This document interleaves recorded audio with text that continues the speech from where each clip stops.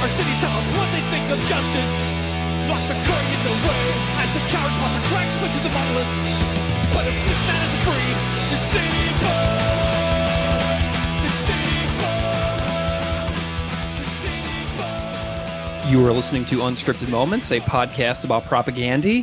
On this episode, we are discussing Bullshit Politicians, track 11 on Today's Empires, Tomorrow's Ashes. We will also discuss the track Free John Hinckley, released as a single on the band's Bandcamp on June 15th, 2012. That song, which is an alternative version of Bullshit Politicians, was originally going to go on one of the Rock Against Bush compilations, but that idea was canned for reasons we'll get into later. But the Free John Hinckley version has a blurb on the band's Bandcamp, which reads, "An old chestnut we dug up from the archives in honor of Stephen Harper's hilariously named Jobs, Growth, and Long-Term Prosperity Act, also known as Bill C-38, which intends to finally hand over the deed to the country in its entirety to corporate interests. How does it make you feel to know that you voted for this?" So those are the two versions of this track that we'll get into. But as you can recognize, the person who usually does the intros, Keith, is handling some personal business this summer. So joining me today in the guest co-host seat is my friend Jed from Talking Records podcast. Jed, welcome to Unscripted Moments, a podcast about propaganda at long last. Hey, Greg, how's it going, man? Thank you so much for having me on the show. Long time listener, and I'm psyched to be here.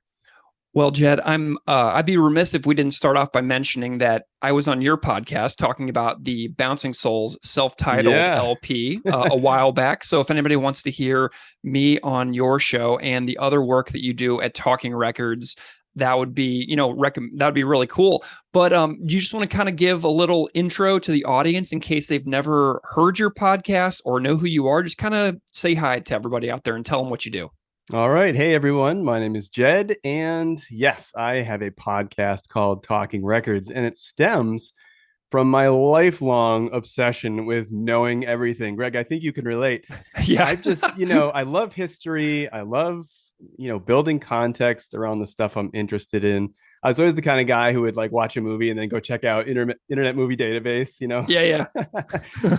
And I know a lot of people probably don't care how the sausage gets made, but I'm really interested in that kind of stuff. For me, it offers so much to my enjoyment of whatever it is I'm watching or listening to. So for Talking Records, I realized that there just wasn't a lot of information out there about all these punk rock records that I loved. Wikipedia pages would just mention when it was released or, who played on it, but there was nothing in the way of stories about the recording or songwriting. And so I got really interested in trying to dig that stuff up. And I realized that there actually was stuff out there, but it was just buried in interviews and reviews and stuff. So I was like, oh, this is a pain. I'm going to make a podcast. Yeah. And I'm going to put all this stuff together in one place so that people don't have to go searching the entire internet for it. And so that's kind of how it started. And then obviously, it was also in part that I had friends I've been talking to. I played in a band for years, and we always talked music in the van or at shows. And I was like, these are great conversations. It'd be great to record this. And I don't know if anybody will want to listen to it, but I will, and my friends will. So we started doing that. And so it kind of became a cross between gathering up all the information, but also just talking about the music, how we found it, how we got into it, why we like it so much. And it's just grown from there. Now I have people who actually made the records come on every once in a while and tell me stories. So it's just fun. It's a labor of love. I love it. Well, your life story, it's parallel to me. I have friends who, back in 2003, 4, 5, whenever I was hanging out with, most of my music friends, whose girlfriends and partners would literally leave the room, stand up and walk out because we wouldn't stop talking. Yeah, we wouldn't stop talking about something like the new Alkaline Trio record or something and all of its nuance and whatever. But it was just a really fascinating way that your life and my life kind of overlapped there. So I love that. Well, cool. Well, Jed, it's wonderful to have you here, and I'm really excited that you wanted to join me as the co-host on this particular episode. Yeah. I don't know if you specifically remember when you heard Bullshit Politicians for the first time, but I do. Mm. So before this record came out, certain tracks were leaking on Napster and stuff like that. You know, I had this Gateway 2000 dial-up desktop computer in my parents' basement in Fenton, Missouri. And this is the first song that I ever found that leaked from Today's Empires, Tomorrow's Ashes. So this is the first song that I heard on this record in the lead up to its release. And, you know, I was floored immediately by this song. You know, in 2000, a song title like Bullshit Politicians to a 16-year-old, you know, it was straight up enough for me to understand what that song title meant. Yeah. And it felt a tiny little bit dangerous. Like, what would happen if my, you know, dad walked in the room and, you know, Bullshit Politicians, bloated Pindick motherfuckers was like being shouted over the system. Yeah. And the song itself just blew me away. And I'm wondering if you have a story about like when you remember first coming to awareness about this song's existence and kind of how you felt about it. Yeah, well, you know, like a lot of people, I got in through, you know, the Fat Wreck comps. I heard Nation States, and you Yeah. know, I really loved Less Talk More Rock when that record came out. I don't know, that one just hit me. The sound was amazing. The songs were great. I had a friend who was really into Propaganda, and we just spent a lot of time listening to the band together. And to be honest, Greg, because they didn't release anything for, you know, eons as far as bands go, Right. I thought they broke up, or I Yeah. just kind of lost track of Propaganda. And I remember someone told me they were putting out a new record, and I was like, oh yeah, that band. Yeah, I used to love those guys. Like, that's great. I'm psyched, you know. And the record came out, and I got it, and I was listening to it, and I was like, oh, they got a new singer. Oh, well, he's good. He sounds pretty good, you know. Yeah. And I tried to look in the booklet to find out who the new guy was. And if you've ever checked out the booklet, I think Yeah. he's listed as Shit C Face. And I was like, oh, Yeah. Shit C Face has a pretty good voice for punk rock. I mean, he doesn't have that aggressive snarl that that guy Chris had, but Yeah. you know. And then I was looking at and I'm like, oh, wait a minute, these aren't their real names. And you know, long story short, I came to realize it was the same guy, and Yeah. you know, focused more on singing rather than just trying to sound like other people. But yeah, I just heard the record through and just loved it. I noticed right away that it was more technical.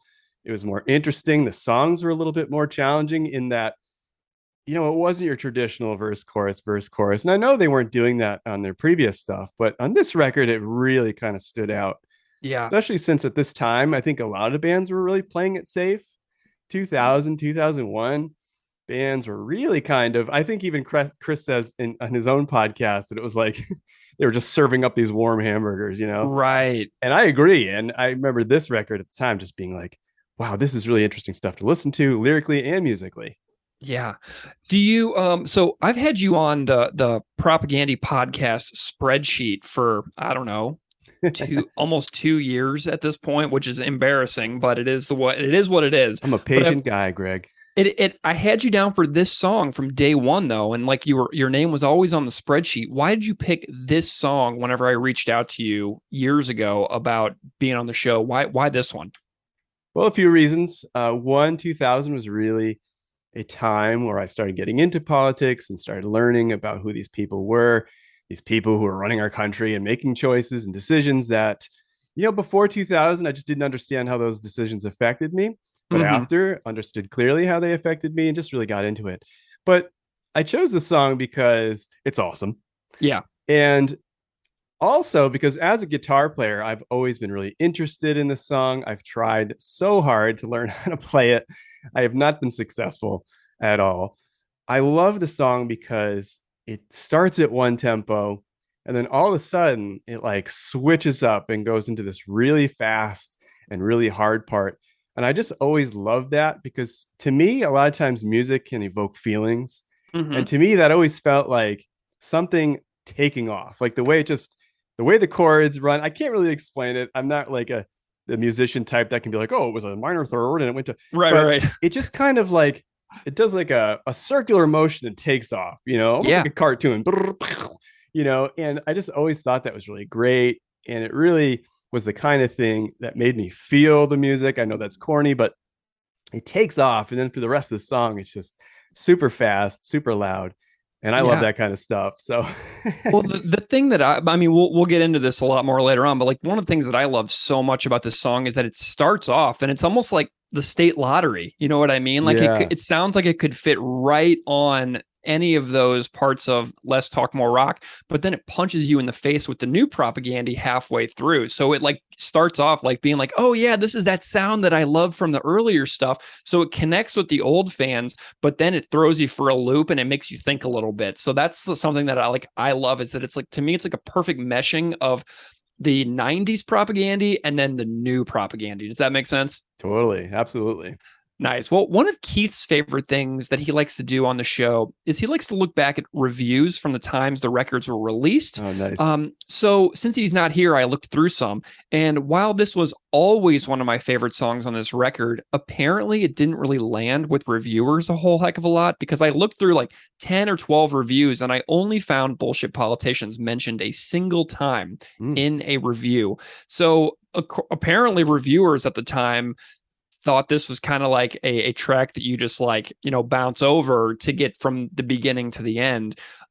Whereas to me, it was always far more significant than that. So I found one in rateyourmusic.com that says, in my contender for angriest song on the album, it would have to go with Bullshit Politicians, featuring some insane stick work, courtesy of Jord, as well as intermingling 3 wholly different sounding verses, going from Bad Religion style cut time to full on 200 BPM insanity, tied together with a purely speed thrash, slay-tastic chorus featuring call and answer vocals from Chris and the full-on hardcore scream of Todd.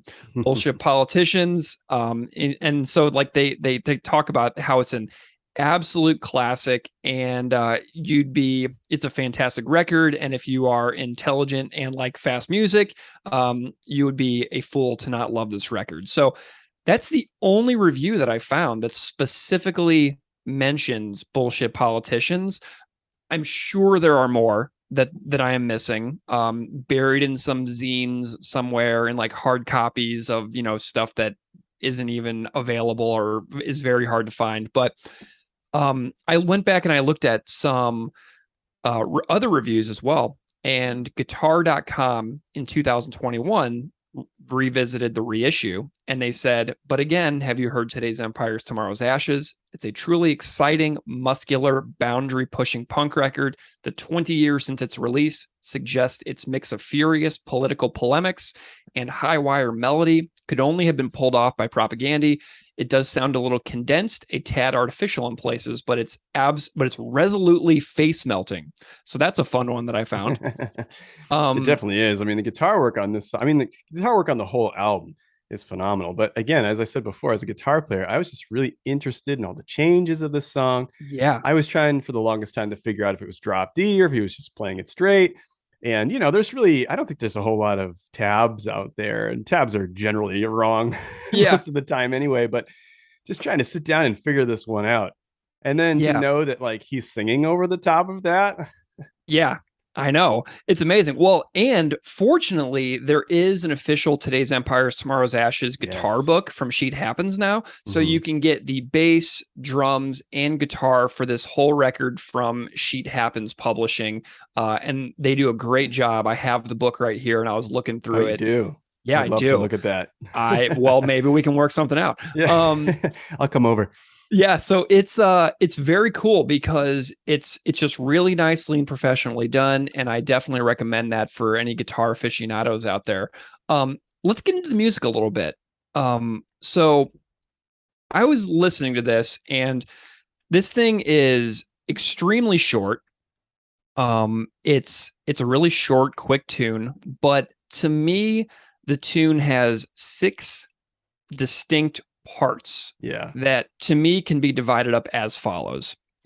The start of the song to 24 seconds where he starts off, and then it goes through the city burns, that part. So the first 24 seconds are a distinct part. Then we have 24 to 34 where he's like, and on these days of remembrance, all the way through to rescue those about to die. So that's another part. And then we have 34 to 40, which is that sick guitar riff interlude. And then we have the 40 to 54, which is the blasters, bullshit Yeah. politicians. And then we have 54 to 104. I can't believe we're still content, that part. And then we have 104 to the end of bullshit politicians over and over and over. So to me, we've got these like 6 pieces to this like little miniature musical movement. That's kind of how I see the structure of the song. Do you have any overall observations about the way the song is put together? Well, it's amazing that in such a short song they have all these pieces. And what I love about this song is it just pushes the intensity up by building the song layer by layer. When the band opens it up in that fourth section, it Mm-hmm. just bursts forward past the jerky, rather unstable and disorienting second and third part of the song. Suddenly we're off at full force, and that part gets me every time. I love Yeah. that. It's corny to say, but like the hair stands up on the Yeah. back of my neck. Yeah, absolutely. For me too. Like, and It's that's a like release. that's like the visceral, emotive aspect of music that can when those parts that can make you feel that way. It's just not a Yeah. really describable feeling that you can put much into words. You have to. It's just more of a full body experience.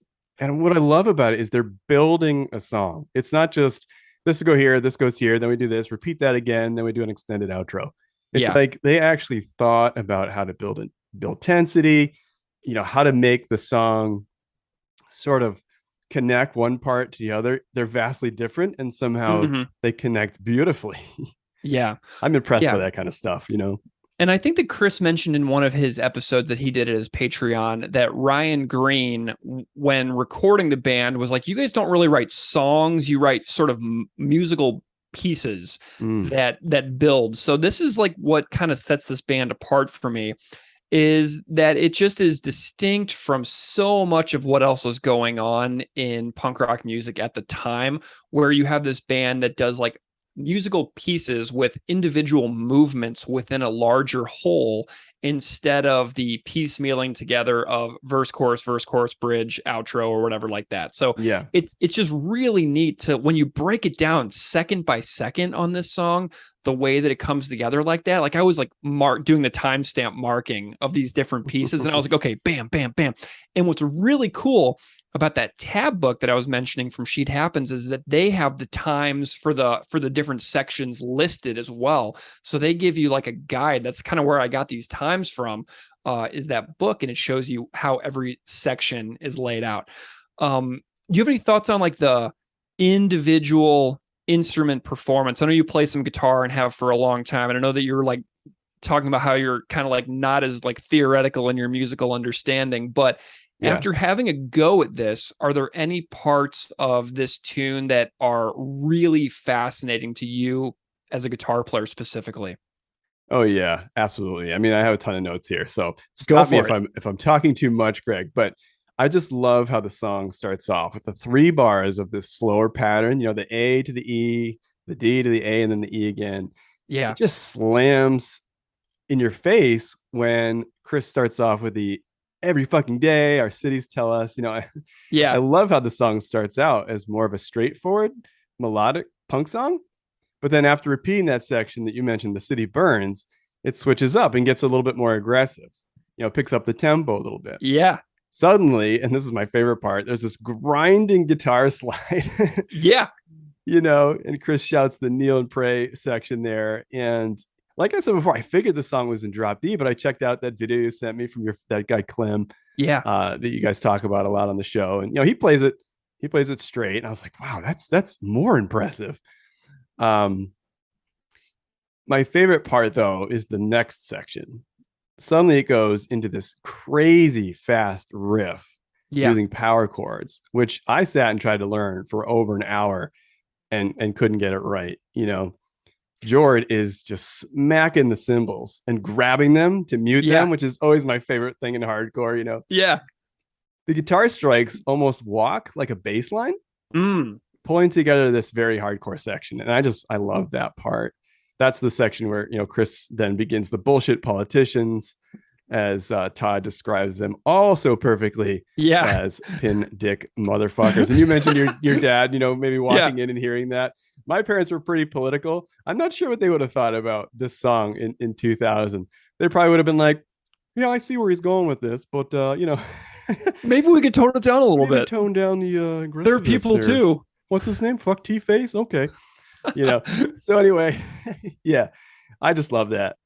And I already kind of mentioned how the song builds layer upon layer.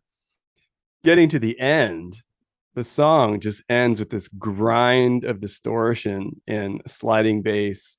In the version I was listening to and I was taking these notes, because I know there's a few different cuts, it dissolves into radio static and so concludes a burst of rage at our broken political systems, pitting people against one another and doing just enough to keep their jobs, but not enough so that they'd be obsolete. And I just really like how it just kind of Yeah. crumbles off. Yeah. Man, I don't know what you think about this as well, but whenever I listen to the drums on this record, first of all, I love the way that Jord has these really unique fills. Like whenever he comes in, Andy Treaster and I were talking about this on Fixed Frequencies episode recently, where Jord always seems to have like this like really unique fill when he comes into a song for the first time. And this song is no exception to that. He's got that really interesting opening drum fill. When Chris is doing those like open chords that you were mentioning earlier. Like I love that opening fill that Jord does on this one, because every time he has an opening fill on a song, it's never the same thing. He never brings himself into a song with a fill that is just like another one. Like it's always cool and it's always interesting. So he's got a really creative flair for that, which JP Peters on the Negretto episode ages ago referred directly to Jord's Jord's tendency to not recycle his fills. So he's always, if you pay really close attention to the way Jord comes into songs, he doesn't do the same thing very often. So this is a distinct example of that. But I also love how the drums on this one seem to me to be sort of like a precursor to Night Letters. It's got those that ba ba ba ba ba ba ba. I just love the way that this one sort of is like a preview to the drums that would come 10 years or 8 years later on Night Letters. I love that. And this record has this unique quality and this unique character for vocal performance too, where Chris and Todd sing together a lot on this record, more so than on any other record. And I love the way that Chris handles this one, but like Todd is just in there enough to have one of those like classic Today's Empires duet approaches that I wish that they would try again someday. Because this record is really unique and special for how often Chris and Todd sing together on March of the Crabs, Natural Disasters, Bullshit Politicians. So this one really stands out for me as that as well, Right. And I love a good call and response. And I love a good background vocal that sounds like a little scratchy, a little rough. I don't want like, a smooth talking guy, singing over the top of something like this. I want aggressive, like D4. Like that guy can barely sing, but he sounds amazing. Yeah. Todd sounds amazing in this song, just like rising through just all the sounds to respond to Chris. I just think that's great. Awesome. Do you have any other music notes that you wanted to mention before we were talking about anything else? Yeah, you mentioned fills, and I just think that fills often get overlooked. Fills are an important part of the music. They have to flow, because if you're doing something that's too fancy or herky jerky, it's going to upset the natural flow from one section to the next. Yeah. Or a lead in, it's going to stand out, and you're going to be like, "What's he doing there?" I always thought that Jord was like the master of the smooth fills, but not just doing like a roll around the set. Like he's doing all kinds of really cool stuff. And I don't think enough credit goes to those drummers that can really pull off not only a great fill, but an array of great fills. Yeah. Do you have any specific thoughts on the sound of the reissue? Because to me, like we've talked about this on the show before, but the reissue benefited Jord so much. Yeah. And if the only improvement on the reissue was the sound of Jord's drums, that would have been a justification enough to make that reissue. But everybody benefits, but Jord benefits the most in my view. And I'm wondering if you have any like general thoughts about the sound of the reissue from 2021. Yeah, I've never really A-B'd them, but I definitely feel like the first time I listened to it, everything just sounded a little bit more crisp. I feel like I heard a lot more cymbal in the mix, but not like too much that it becomes like grating on your teeth. Sounds really great. The guitar tones sound much better.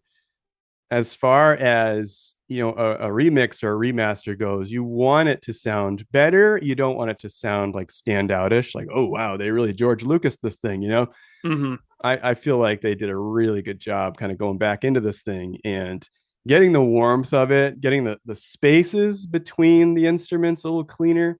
I know that sounds weird. I'm not a musician, theory kind of guy, but to me, it just sounds like there's a little bit more openness I love it. in these mixes.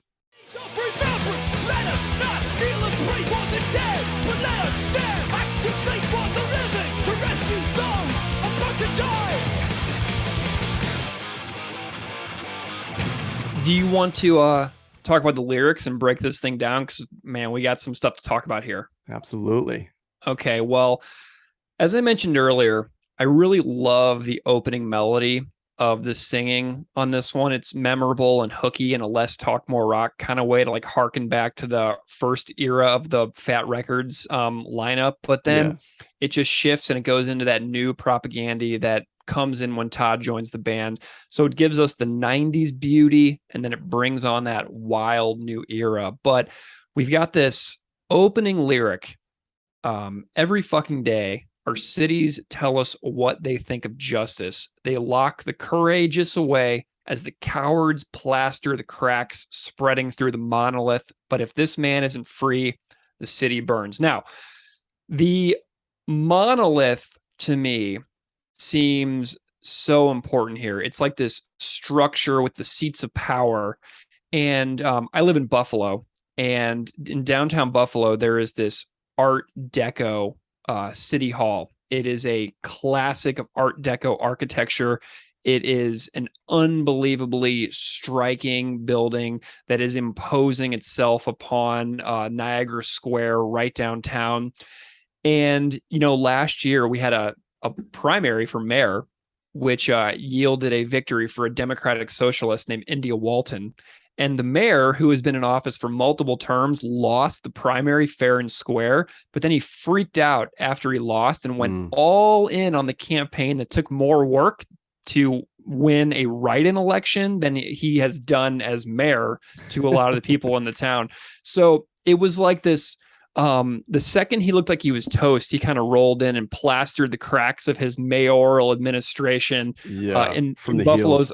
Yeah, his like Art Deco City Hall building monolith. And, it was once he was reelected, he like proceeded to oversee like the worst snow removal imaginable in the snowiest city in the USA for months and months. And he's very good at going on television and saying the right things at the right time, but he's not very great. So like whenever I think about this monolith, I think about this like structure right there in downtown of the city that I live in, and I'm like, oh, plastering the cracks of the monolith. And then I had this example from just last year that was immediately sticking out to me, and I was like, wow, this is really interesting. And right there on the steps of that same exact City Hall building is where that 77-year-old activist, Martin Gugino, was pushed over by the cops and cracked open the back of his skull. Oh, wow. Same building. So like this monolith thing in this opening line, it just gives me all these like Buffalo visuals, like right off the top of my head. So that's kind of like my opening thought on this line. And I'm wondering what this is saying to you, this opening lyric.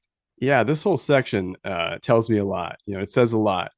The squeaky wheels face backlash from the forces that have sworn to serve and protect them. Like you were saying, people are getting arrested and batoned for standing up to injustice. They're forming in big groups, and it's threatening. It's threatening to the people who want to keep the status quo or keep things quiet and calm.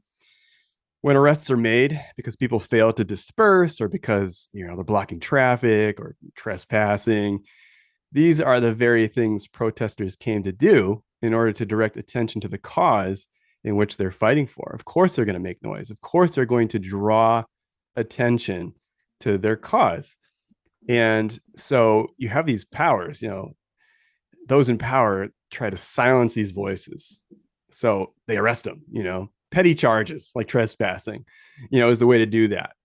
And so that's where that, plaster the cracks line really stands out to me. What do we know about plaster? It's not very strong, right? Right. these temporary. monoliths or featureless, impersonal political institutions can be toppled. Yeah. And like that plaster line they mentioned is really fascinating because it's super temporary. So Mhm. it's like their priority is just replastering over and over instead of actually making the lives of people better. Because like when you plaster it over, you shut everybody up for, I don't know, 6 months, a year.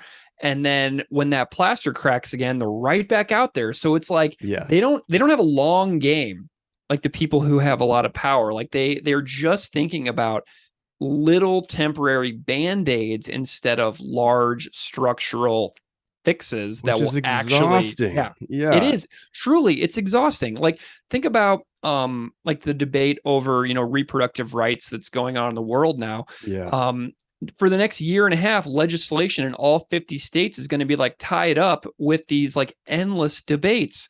So it's like removing the productivity of a state government and to actually do things that are necessary in the state because of this brand new emergency priority that now we have to then debate for like the next year, even though these things have been, obvious to so many people, including a vast majority of people in the country.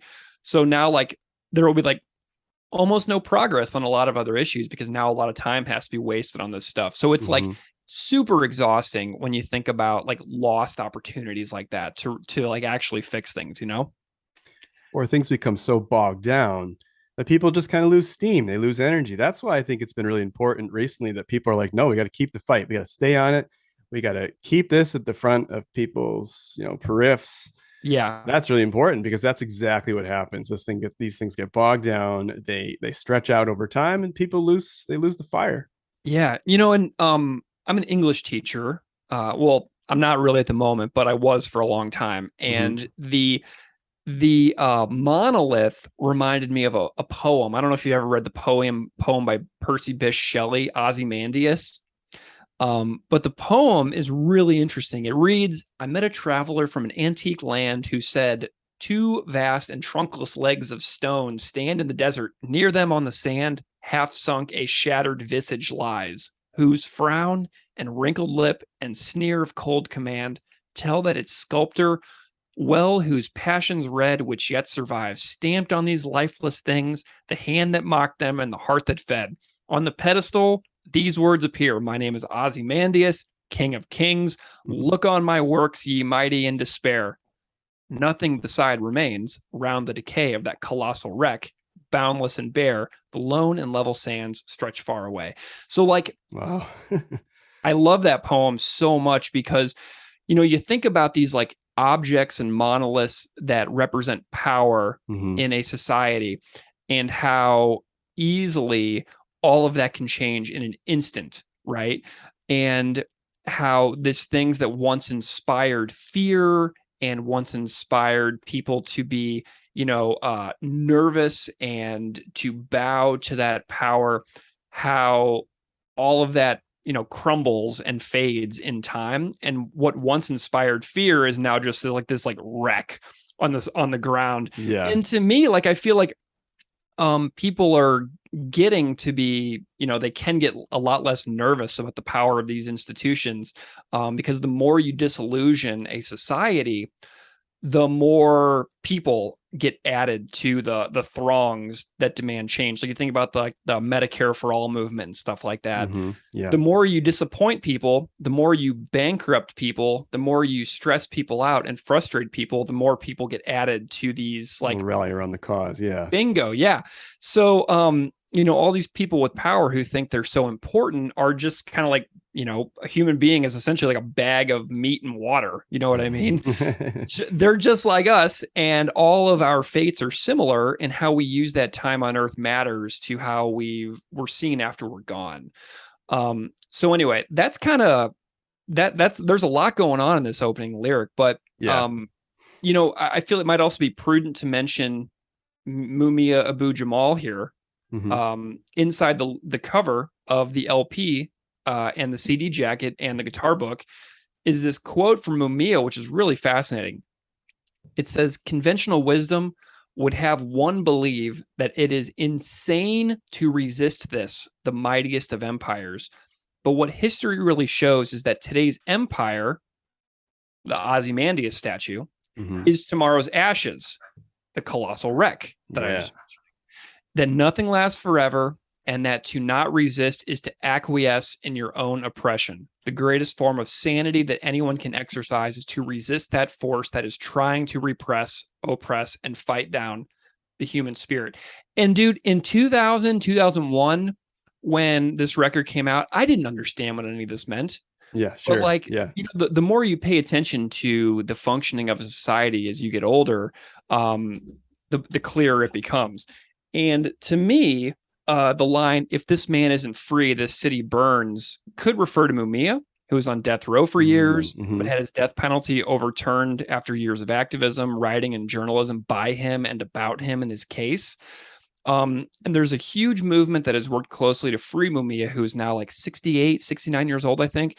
But for information on Mumia, I tend to follow Hate 56's Sunny Singh for updates on post-conviction relief filings and other news. But I feel like the story of people like Mumia are central to the ideas that are present throughout this record of critiquing that monolith and how that the monolith will one day be a wreckage, you know? And I feel like music is such an important way for people to really take notice of things. I mean, I learned about Mumia through KRS-One and Channel Live, you know, hip hop artists.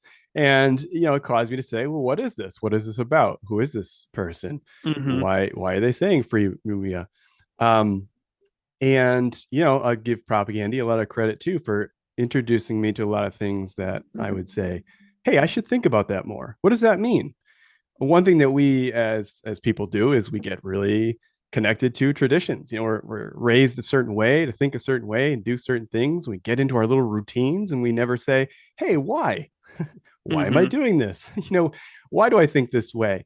And it's amazing how we kind of turn a blind eye to things because we're just used to it and we're just doing it all the time. And we don't stop to say, well, why? You know, this monolith, this symbol, you know, why is it there? What are we actually honoring? What are we celebrating?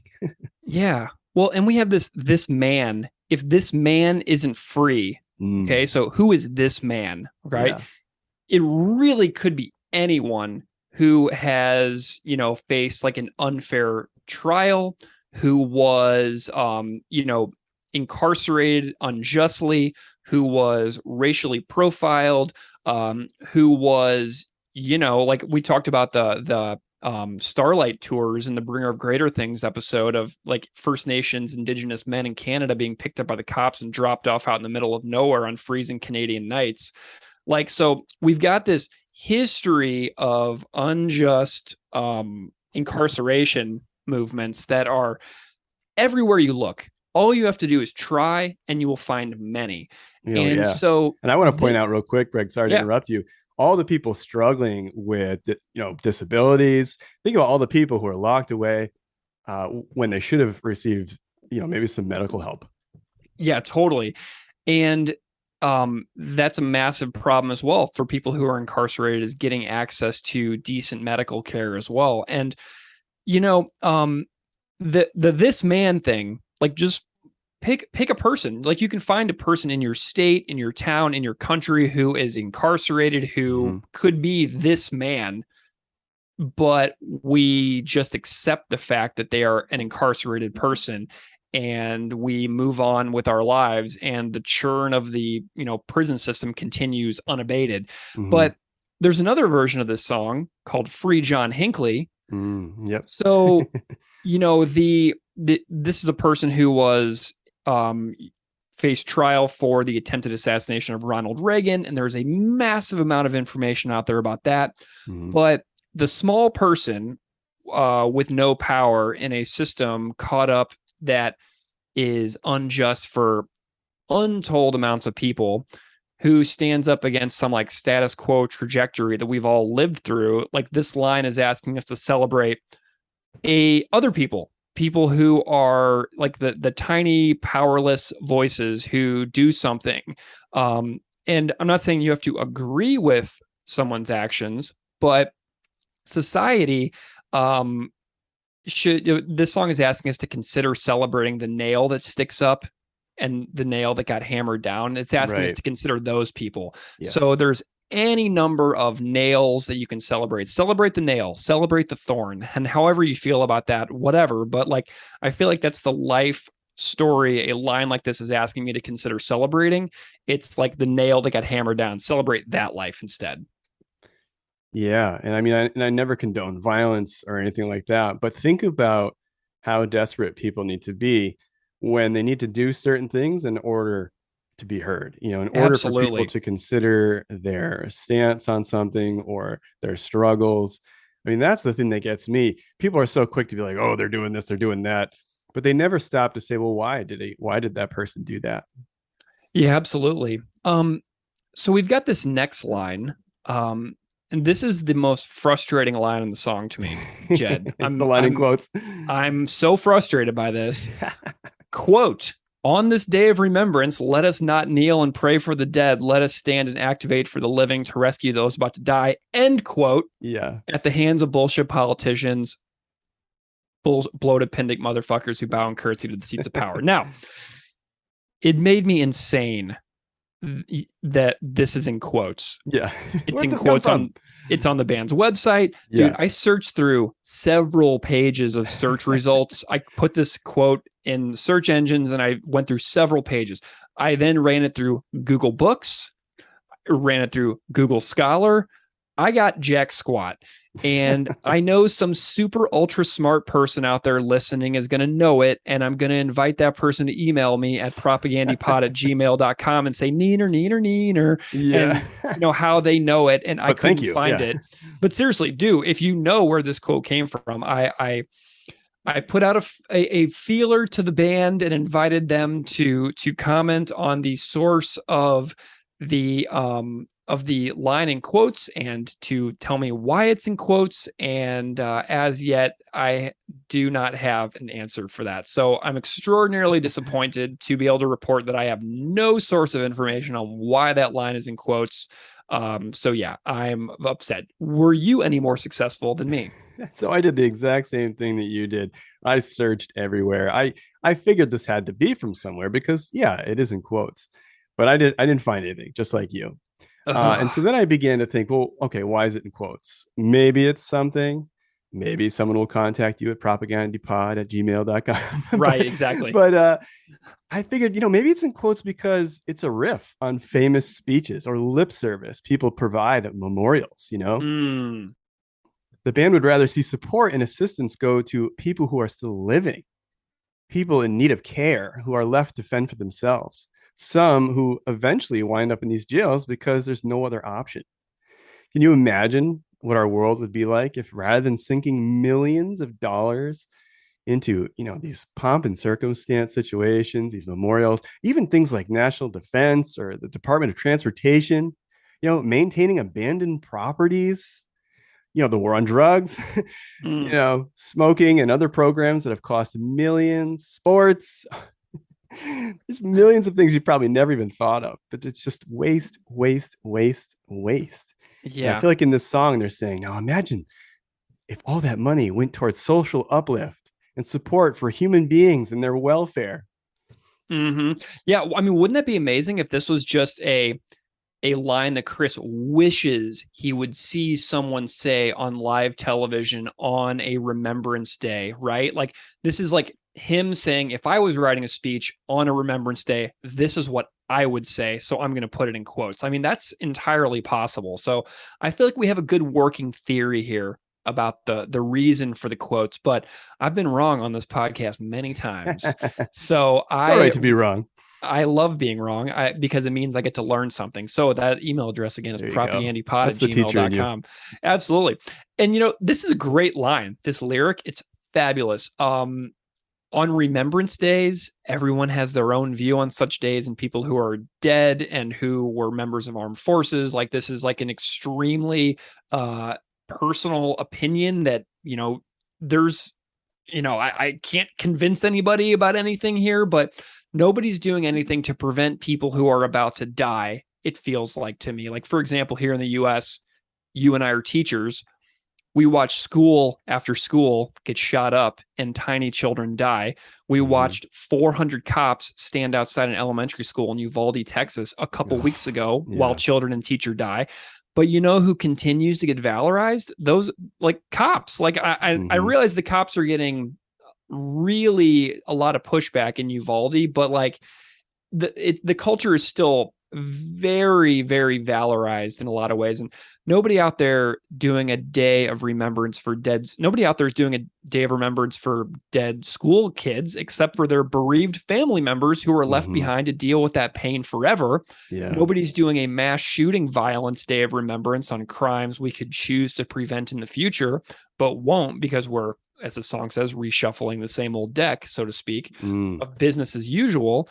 And like voting isn't getting us out of the crisis of endless death. You know, I've been voting ever since Columbine, just about, you know, and like I haven't seen any shift in that since I've been voting. So voting is like not getting us very far of this, but we're not activating to stand for the living or rescuing those about to die in the school shootings that will happen in 2023, 2024, 2025. We're just sitting around hoping that we won't be the one and that our kids won't be the one. You know what I mean? Exactly. So it says activate for the living to rescue those about to die. Like whenever I see that line, I look at that squarely through the lens of a teacher's worldview, you know? Yeah, investing in education, investing in youth programs, all these things we can do to activate for the living. And do we do enough of it? You know, are we supporting programs that actively provide people with better lives? I don't think so. I feel like there's a lot of like peripheral stuff, and there's just a lot of like focus on other things like the status quo and like maintaining, you know, allegiance to the flag. I don't know, what does it all stand for? You know, what did our relatives die for when they fought in these wars? You know, they wanted to make for a better future, and we have to say, is our future better? I know. We stand and remember what they died for. They died for us. They died for our freedoms. They died for us to be able to do the things that we do today. Yeah. It's tough, you know, and I love the insults on the politicians here at the end of the line because, you know, the politicians actually don't really seem to have any ideas of their own all too often. Like an example that really stands out to me is the statements of Marco Rubio after the Stoneman Douglas shooting. Where the students of that school were like grilling that dude on live TV at like a community forum style event where he's like on a stage with lights on him and they're just asking him pointed questions. What are you going to do to defend students in your state? And he's like saying that he takes money from the seats of power at the NRA because they, quote, buy into his agenda. But nearly 5 years after Stoneman Douglas, what has changed? Zilch. Like, there's no voting our way out of this. And like, when I talk about shootings to my friends and family, I basically say, okay, look, this is what we are now. Your only hope is that it doesn't happen to you or someone you know, because this is the best case scenario now in this place, is that it won't be you or someone in your direct life. That's like the best case scenario at this point. So it's like, I love this line. I love this part of the song because it's asking us to think about like all the tragedy that's yet to occur in this country and how it really is quite disrespectful of people in the past who actually have believed in their hearts that they were doing something to make the future a better place, you know? Yes. Yeah. And that's what I was alluding to. And then you get to this complacency that people have about, well, what can you do? You know, what can I do? You know, I just live over here in my little town and there's nothing I can do. Yeah. And that complacency to me is so dangerous and terrifying. And I think bands like Propaganda share in that. And they're like, what the fuck? You know, like what's going on? Yeah. Why don't people react this way? Why is it that some of these things can happen and people get, you know, revved up for a couple of weeks, but then just kind of again, well, back to normal. Like, I know. What can I do? It's happening somewhere else. And that is essentially what the next line is. We'll never learn and nothing will ever change as long as we stay this course of followers and slaves. And like we keep repeating the cycle of elections with months and months of campaigning, advertising, which cost untold billions, campaign events, campaign speeches, advertising on television, calls, phone banks, year after year, election after election. The pace of anything resembling progress towards things like pro-parent legislation, universal pre-K, paternity leave, universal health care, climate progress. Like those things to me are completely obvious, but they seem just as far away from achieving as ever. I mean, heck, we had a pandemic that killed over 1 million Americans, and we can't even get Medicare for all after that. Like, yeah, but wait a minute. We got to get the businesses open first. We got to make sure our businesses are opened. Dude, that is dark to me, because like the reason why the NHS in the UK exists, the National Health Service exists, is because after World War II, the UK was so devastated that the government created this like health service so that every single person could have access to a doctor, no matter how poor or, devastated by the war their livelihoods were. No matter how devastated your life was, you could go to the doctor. That was like the core like purpose of the NHS. Now the NHS is clearly having struggles with conservative movements in recent years, but the purpose of that was very clear. And so we can't even get Medicare for all after a million dead from a pandemic. Like, it's really like disillusioning to me that like a massive emergency couldn't even get us over the finish line of something that extends access to a doctor to every single person in the country. So, but sure, let's keep nominating the same old candidates, shelling out money to their stupid campaigns. I get like 20 emails a day from Nancy Pelosi that are like the most bizarre emails. Like, Nancy Pelosi, who is writing your emails? These are text messages. It's insane. And like believing that someday good things will happen that benefit the common good of society. Man, it's bleak. And I try not to get too down on this, because I will certainly go insane. But like, nothing will ever learn. We'll never learn. Nothing will ever change. We're staying the course, cycle after cycle after cycle, and it's pretty wild, man.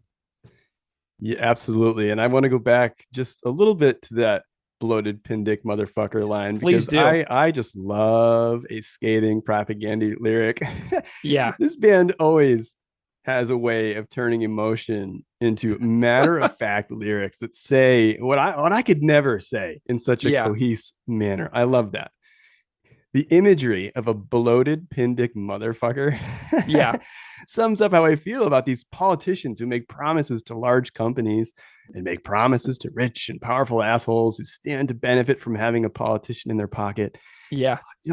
Think about it. How can anyone claw to the top of our country's cesspool in DC without making 1 million promises to so many powerful groups? And we'll get into politicians later on when we talk about politicians and my feelings toward them. But it's like, and then when he says, I can't believe we're still content to reshuffle these same old decks. I just love that line. They, like the rest of us, are looking at this through history and saying, why are we repeating, like you said, Greg, this endless cycle of corruption and self-interest? This is not new. Yeah. Politicians have been running roughshod over the American people since the ink on the Constitution started drying. I mean, it's not new. No. And I would totally encourage anybody out there, after listening to what you just said, to go into the internet and search Representative Billy Long from Missouri, and you will get, boom, the most clear, visual, stark representation of what you're just saying from Representative Billy Long. So definitely check that out. And it just cracks me up. So go ahead. What were you saying? Well, no, it was just that. And then I love the next line. I say we hand it back to the bullshit politicians, brick by brick, wall by wall. Let's dump this mess, the mess many of these politicians knowingly created, right on their doorstep. And I love that. Yeah, I love how much that line ties into the lyrics of Note to Self as well, about decades later, where Chris sings, how does it make you feel to know that you voted for this? Right. So much for your hopes, your dreams, your children. You just sat there believing in bullshit, in this bullshit system. So like these two songs, Bullshit Politicians and Note to Self, like they speak to me across a decade of separation at that point. And I love the way they connect with that. But when I read lines like that, knowing the caliber of the people currently elected to office in this country, I can't speak for other countries, of course, because I can't keep up with that much information, but it baffles me that we continue to squabble about the lesser evil of one party versus the other in this country when we know they're going to like they're going to do is not what they tell us, but instead what the people who fund campaigns and the ultra rich say should happen. And like, what's so crazy is that like at bare minimum, like the best we're hoping for right now is like, does one party want to completely dismantle actual democracy? Like that's like what we're voting for now. Like it's like, do we want to maintain a vote that is quasi legitimate or not? And that's where we are now. Like, and that is not a good choice at this point, you know? No. And speaking to note to self, we quoted a famous study that I want to cite here again. Faux democracy is so apt here. If you paid one iota of attention to the absolute disgrace that is this election system, you'll have noticed the way that votes are allocated to absurdly disproportionately weigh votes in small states. Like an elector in Wyoming represents around 150,000 voters, whereas a California elector represents the votes of about 500,000 people. Yeah. So there is a far greater weight on a vote in a tiny state population like Wyoming versus California, which is where, millions upon millions of more people live. And furthermore, there's a famous study from Gillen and Page in 2014 that offers predictions over influence in public policy through 4 American political theoretical traditions: majoritarian electoral democracy, economic elite domination, majoritarian pluralism, and biased pluralism, which argues that there's a roughly 30% chance of legislation being passed regardless of public opinion. Wow. So 10% of a population could support a piece of legislation and it can pass. 90% of a population could support a piece of legislation and it not pass. So it's like we have this system where people are, yeah, we got these like checks and balances and everything, but like there's a 30% chance that any piece of legislation will get passed in the United States legislative branch, regardless of public opinion. Right. So like if 90% of people in a country approve of a policy, but it only has a 30% chance of passing, that to me is a direct example of the faux democracy line that Chris is referring to here. You know what I mean? Oh, yeah. I mean, and a more obvious example of that is the popular vote. I mean, how many presidents have won the popular vote and yet lost an election? Yeah, that's definitely some dark stuff. We've got this other version of this song that I want to chat about a little bit. Free John Hinckley. We interrupt. There's been a late development. Shots reported fired. Bullshit politicians! Voted bidding motherfuckers! Bullshit politicians! Politics to the seats of power! We'll never learn! And nothing will ever change if we stay this course! We're followers and slaves! I can't believe we're still content! We're shuffling the same old decks! Of king and queen for democracies!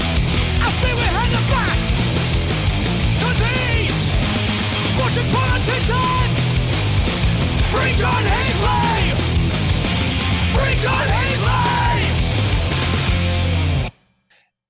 This is super interesting that another version of this song exists, of course, and that it attained some notoriety around the Rock Against Bush compilation era. And it's an interesting existing song. And so the version of that song begins with a crowd cheering and then a news bulletin, presumably from the day that Ronald Reagan was shot on March 30th, 1981. Hinckley was found not guilty by reason of insanity in 1982. And there is a fascinating history about his quote unquote interest with the actress Jodie Foster. Yeah. And the reason behind the shooting linked to that. But the event partially paralyzed the White House press secretary, James Brady, which led to a piece of gun control legislation called the Handgun Violence Prevention Act, or the Brady Bill. Brady Bill, yeah. And then Hinckley lived in a mental health facility in 2006, at which time he began spending some time at his mother's home. And in 2016, he was allowed to go live full-time out of the facility. And then this year, he was fully released from monitoring. And he's gained some following online because he is a musician. And the band Elway, whose lead singer Tim Brown has appeared on this podcast a couple times, Elway recorded a cover of one of John Hinckley's songs. Mm. So there is my 2 degrees of separation to John Hinckley from the podcast. So what are your findings and thoughts on the Free John Hinckley version of this tune? Well, I remember in 2004 when this was a big deal. I remember those Rock Against Bush comps. I remember that feeling of like, trying to stop something from happening as opposed to, voting for something worth voting for. I just thought that it was really interesting, that whole connection between George Soros, who the hell's George Soros, right? Right. Turns out he's this billionaire and just an awful one, who screwed countries to make his own money. He was a member of the Carlyle Group. He sold weapons. As you dig into this guy, you're like, ugh. Why is the Rock Against Bush getting into bed with this guy? Despite being a total scumbag, he had donated $500 million to progressive causes and to the MoveOn.org and other organizations that supported the Rock Against Bush movement. Right. So here's label head Fat Mike caught between one of his bands taking a pot shot at Soros. Yeah. And, the song and his funding of the groups that were actually supporting Mike's movement. So it's that old thing. Hey, money talks, man. Yeah. You got to give up maybe a little bit of your principles to get support. It's that catch-22. You need the support to get the comp out there so people can hear the message. But in order to do so, you have to do things that are a little unscrupulous. Yeah. Well, and I all of these articles and these interviews are readily available if you just Google them. But I dug up the band's statement and Fat Mike's statement. So the band said this: remember last month when my fine feathered friend, Mr. Todd Kowalski, informed you that we had recorded a song for the upcoming Rock Against Bush comp coming out on Fat Records? Yes, that's the one. You have an excellent memory. Well, guess which band got booted from it because they refused to remove a pot shot aimed at international billionaire, global financier, war profiteer, and all-around asswipe George Soros from their liner notes. No, it wasn't Good Charlotte. Good guess, though. Try again. That's right, it was us. Next time someone comes knocking on our door hawking the virtues of joining a unified front against something, we'll be sure to ask them this: unity on whose terms, at what cost? This message not brought to you by George Soros. So, with the snideness that only propaganda could supply. 100%. And Fat Mike replied in great detail, and maybe I won't read the entire thing, but I feel like since this is a comprehensive propaganda podcast that where we talk about as much detail as we can possibly find, I might as well share as much of it as I can get through here. So Fat Mike says, well, this propaganda thing has gotten a little out of hand when there really is no issue. A lot of people seem to want an explanation, so here it is in detail. I asked propaganda to be on the Rock Against Bush comp, and they agreed. They also made it clear that they didn't want to be censored and then that their political views differ from ours. I said no problem and that I would be stoked to have a different viewpoint on the album as long as it wasn't pro-Bush.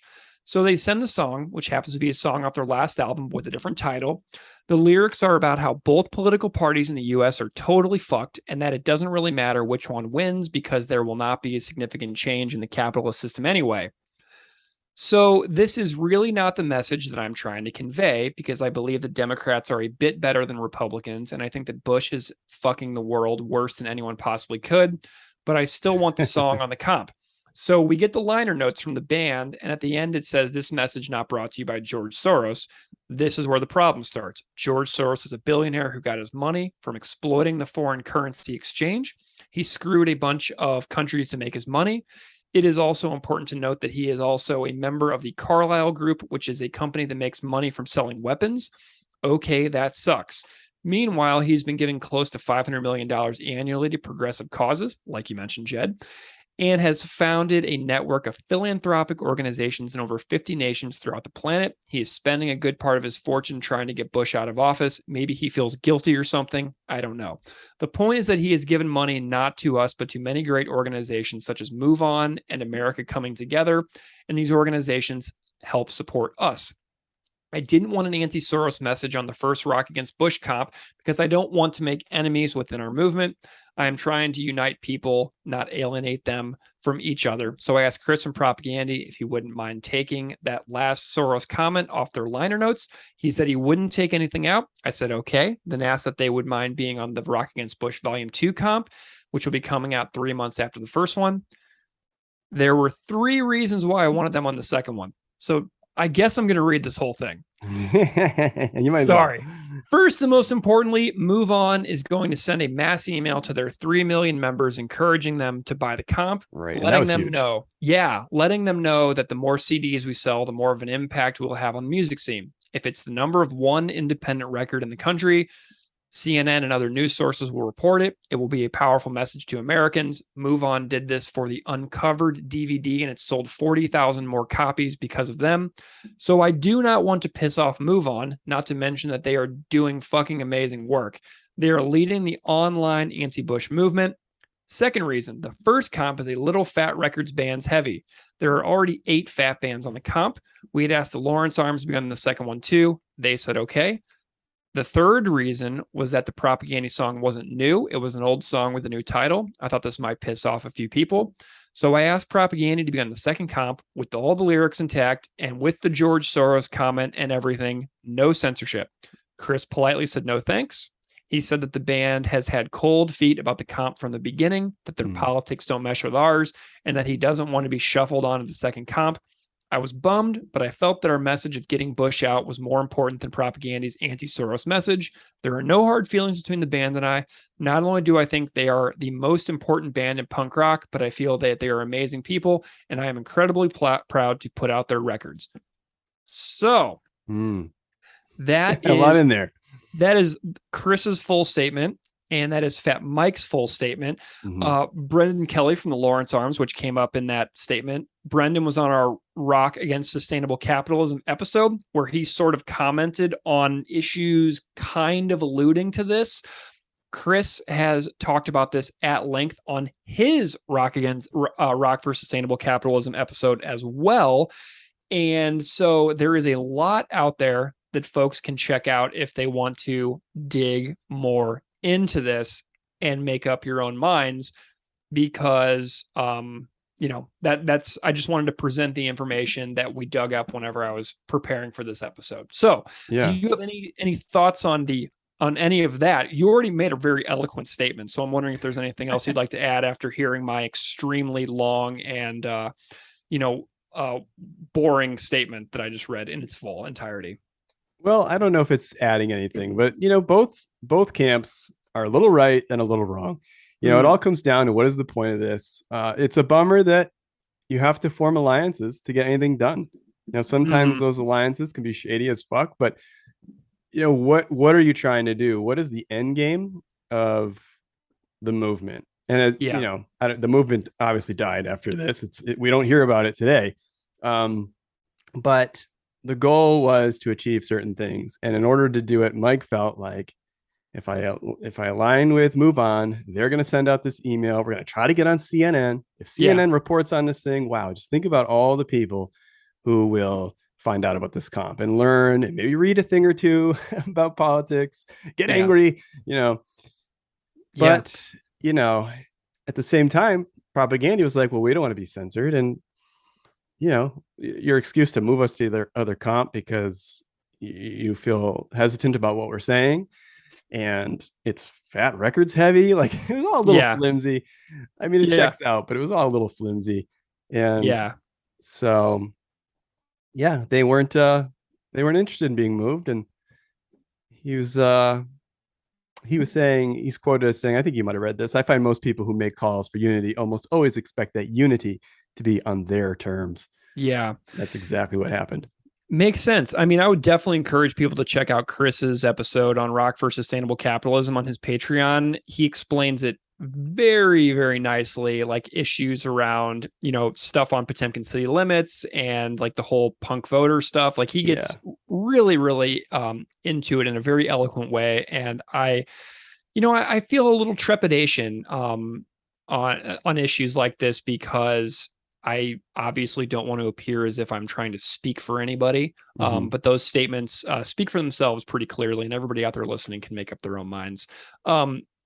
And so I also was curious about the use of Hinckley's name on this tune. Mhm. Why wasn't it called Free Mumia Abu Jamal? You know what I mean? Why was it Hinckley? Why was it not other names? And so I did a little digging, and I'm not really going to reveal exactly this, but like there's an idea that like the title is basically gallows humor. The electoral process is basically under the control of like a concentrated wealth and increasingly extremist elements, which I think that everybody can agree on. We can't vote our way out of disasters. We must free someone who managed to almost neutralize a figurehead of an era that accelerated the trajectory to now. So it's unhinged gallows humor, essentially. The use of Hinckley's name. So that's a little bit of detail about that. But yeah, there's two versions of this song, and there's a lot of complex backstory around the song, around the use of Hinckley's name, around the Rock Against Bush compilations. So yeah, that's kind of what I found. Yeah, and as far as the song goes, I feel like they knocked off the intro. It's really the second half of the song. Yeah. It's interesting. At the end they leave out the brick by brick part and replace it with calls to free John Hinckley. Yeah. I was confused about the John Hinckley thing as well. I never really got to the bottom of that. I did look into why the song came back up. It looks like they dug it back up in 2012 in honor of Stephen Harper's Jobs Growth and Long-Term Prosperity Act, Yeah. also known as Bill C-38, which, according to the band, intends to finally hand over the deed to the country in its entirety to corporate interests. Yeah. Yeah. And I'm sure that bill was insanely long, and there's too much to dig into there for sure. But yeah, there's a couple covers that exist of this song. There's a band called Fat Sally that covers this song live. So here's a little clip from that.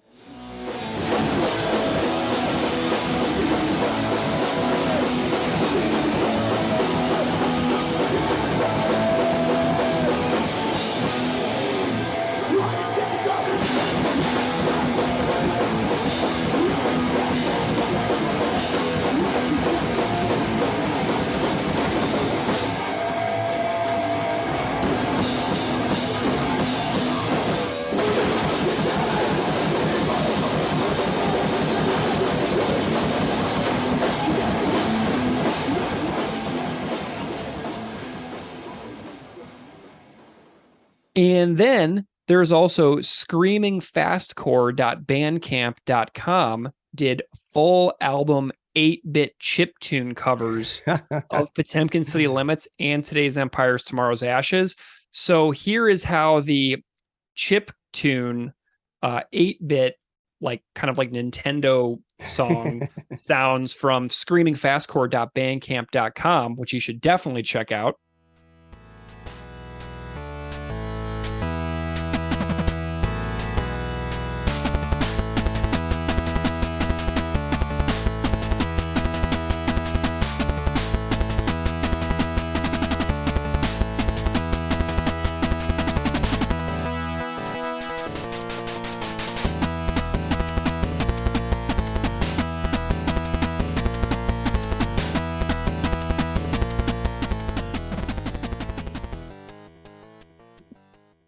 And then I also found an illustrated music video made by a French cartoonist named Gwen Tomahawk, and which you can find just by searching Gwen, Gwen, Tomahawk on YouTube. And I loved it and found Gwen Tomahawk's email, and Gwen replied, "Thanks for your interest in my video. I made it when I was a cashier in a mini market where I was broken by a manager, and my ultimate resource was to do that. It took me 2 weeks while working. I had anger and frustration by the way the track is speedy and powerful, and I thought it was a great idea to make a video clip of bullshit politicians." Catharsis. So yeah, absolutely. I loved hearing from Gwen Tomahawk, so definitely go check out that video. Jed, as we reach the end of our chat on this tune. I'm wondering if you have any, takeaway thoughts that this is making you think about here and now, today in July of 2022. What is this song making you think about as we, and get into the conclusion of our conversation today? Well, Greg, it just supports my long-standing belief that politicians are bullshit. I mean, think about it. A politician has to gain the support of all the people, a lot of people, in order to get elected into office. Mm-hmm. They need to appeal to a very large number of people, which is unnatural. We are complex beings with differing views and perspectives. And yet politicians need to get large numbers of us to agree and support them. And so this means compromises, like, the one Fat Mike made. And so they're made on the part of the politician. They have to give in a little bit to certain groups in order to count on their vote. So, they do this and they do this again. They do it again. And they go around meeting with people and listening to their complaints and their stories about raising 3 kids on a low wage job at McBurgers. Yeah. All by trying to figure out what to say to these people that will win their support. It feels sleazy. It's just gross. So, they win the election, now they work on Capitol Hill and it just continues, just jockeying for support on bills, making promises, conceding on ideals they started out with. Maybe that young politician was going to change the world, but now through the process, they've just been beaten down. They're making promises left and right. Sure, we'll support your bill, but you have to add this or you have to take that out. It's all bullshit. And then you take into account that a lot of these politicians are only in it for their own self-interests. And it's just gross, bullshit politicians, pin dick motherfuckers. Yeah.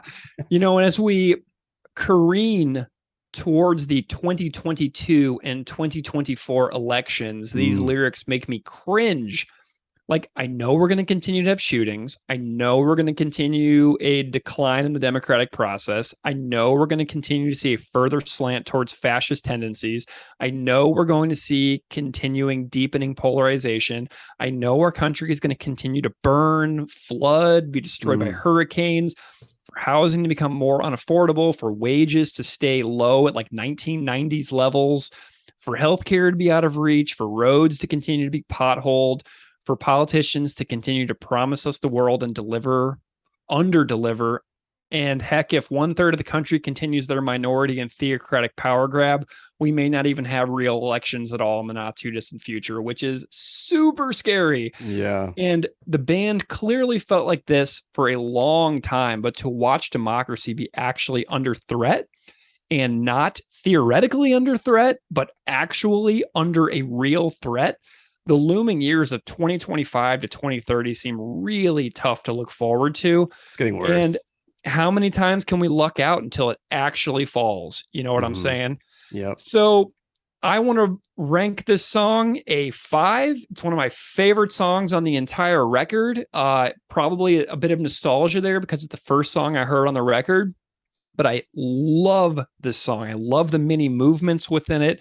I love how it starts off in like the 90s recognizable propaganda style and then thrashes its way through to the end with all kinds of stuff that shows so much growth within the band.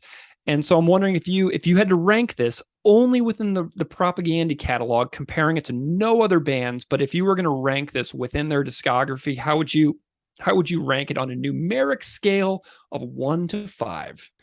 1 to 5. Wow. I'm going to have to go 5, which is not because you said it, but because they have a lot of great music. They have a lot of great music. It's really hard to rank their stuff. I mean, because their stuff evokes so many different feelings.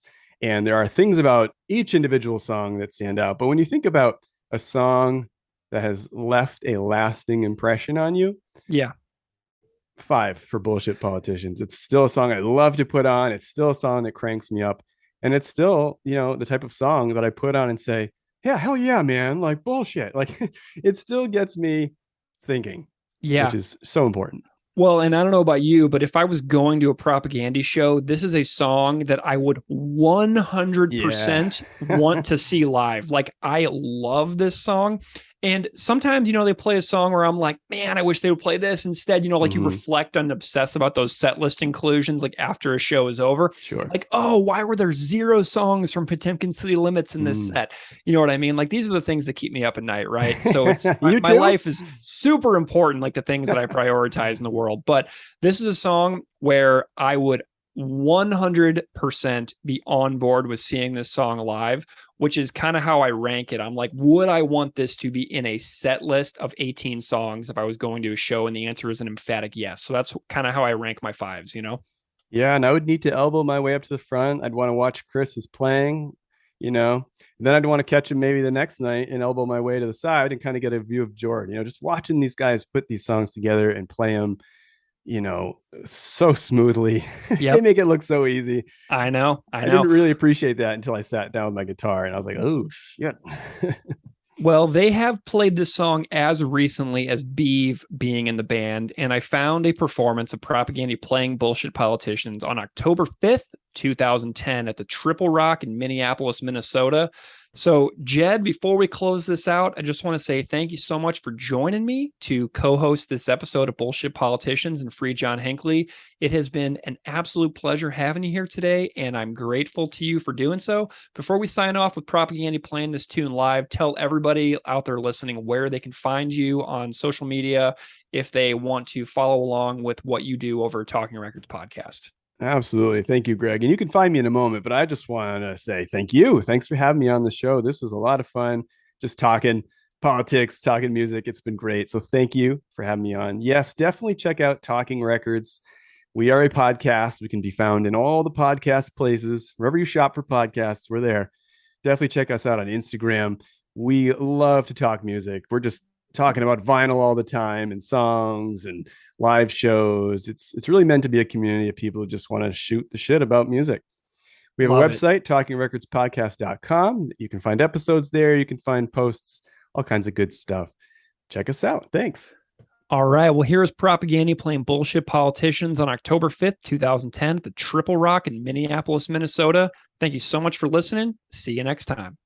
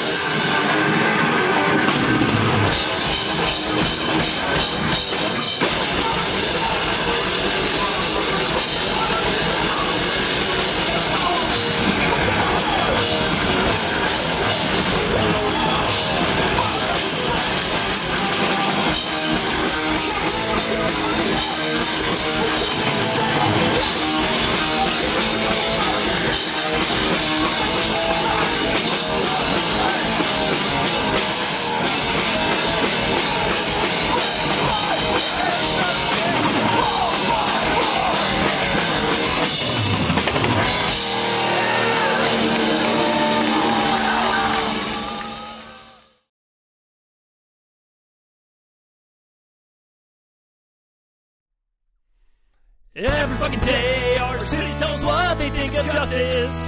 Lock the courageous away as the cowards bust cracks like a monolith. But if this man's free, the city burns.